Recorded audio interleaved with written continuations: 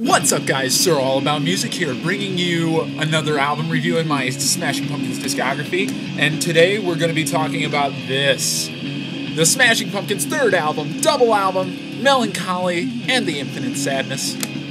Now, Mellon Collie is an extremely bloated album.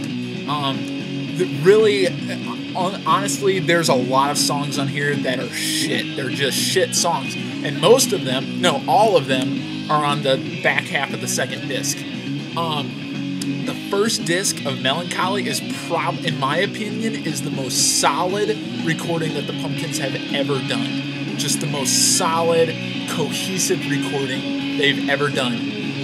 You know, the songwriting on this album is just so much more mature than the stuff from Siamese Dream and Gish. Like, you know, Billy just reaches, this is their peak. This is Billy's songwriting peak. And while the second disc isn't as impressive, the first disc is, it's right there, man. It's all together. It's almost perfect. You know, it's a great, it is probably their best recording by far. So the sound on this album is a lot more warm. It's a lot, you know, it's still got that sonic depth, but it's not as plastic as the stuff on Siamese Dream. You know, it's a lot more inviting. It's a lot more warm. It's you know, that's the way it is. It's not so rigid and controlled like the sound on Siamese Dream. You know, it's got that, gets back to Gish. Now everything on here is still, you know, technical perfection like the stuff from Siamese Dream, but overall it's very warmer sound. So yeah, originality. Awesome. Billy gets that alt rock. He has made it to the Smashing Pumpkins alt rock with this album. You know, this is the apex. This is the top of the pyramid for them. So yeah, originality is great. How much I like this album? This is the first disc of this is my favorite Smashing Pumpkins release ever. You know, period. Second disc, first half is okay, second half is shit.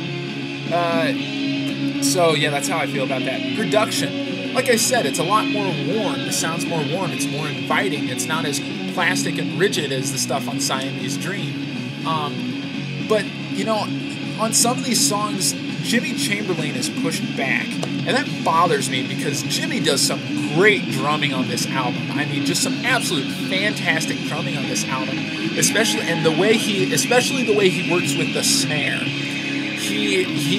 It's, you know, he uses, it's like popcorn, you know, it's just like random interjections almost as far as the snare goes, and he does some really great tom work on here too.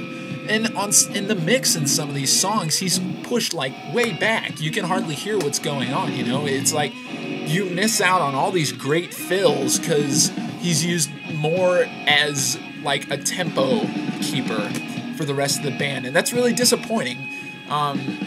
So there's that. And Billy, you know, Billy's vocals really float over the mix too. And then on the harder songs where there's a big bunch of distortion, that's, you know, that's pushed forward a lot too. So production is okay. You know, they didn't use Butch Vig on this album, and I think that's why the production kind of fails a little.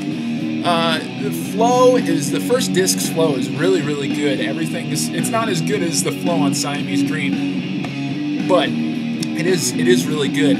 The second disc, no. The flow on the second disc is terrible. It sucks horribly, absolutely horribly. So overall, I could give this album a 6 or a 7. Just because the second disc brings this album down, especially the back half of it. The back half is just full of filler. It's all filler songs. You know, there's really only a couple of good songs on disc 2. Where Boys Fear to Tread, that's a good one. 33, everybody likes that. 1979. Stumbling is okay, and you know, Through the Eyes of Ruby isn't a bad song either. But you know, the rest of that is just filler. It's just boring filler. It's like Billy just wanted to make a double record so badly, but he didn't have enough good material. And you know, there's just some stupid songs on the back half. Lily, that's a dumb song. Beautiful's a dumb. We Can Only Come Out at Night. I hate that. That is just some stupid childish songs on here. And it's really disappointing because the songwriting on disc 1 is just ridiculously mature. It's just so inventive, and it keeps you interested in it. It's fresh, you know, there's all these different turns, and there's so much going on that that the Pumpkins just do. And then you get to disc 2, and there's some immature crap on there. There really is. It's really disappointing. So, disc 1, best recording in the Pumpkins' history. Disc 2, sucks balls. It's terrible. It really is. Like I said, there's only a couple of good songs in there. My personal favorite song on this album would either have to be Jelly Belly, because of the great guitar tone, great drum fills by Jimmy Chamberlain, great drum work by Jimmy Chamberlain just in general, or Porcelain Out of the Vast Oceans. And that's like a Soma Rhinoceros-like song. So the structure is a little different, but that's kind of what it's like. Really like that song. So yeah, Mellon Collie and the Infinite Sadness, released 1995, Pumpkin's third album. I will be doing Pisces Iscariot, but I'll be doing that at the end. So yeah, I will be getting around to that. So yeah, this is SirAllAboutMusic. Leave a comment down there in the comment section. Tell me what you think, what you thought, and I'll see you guys next time.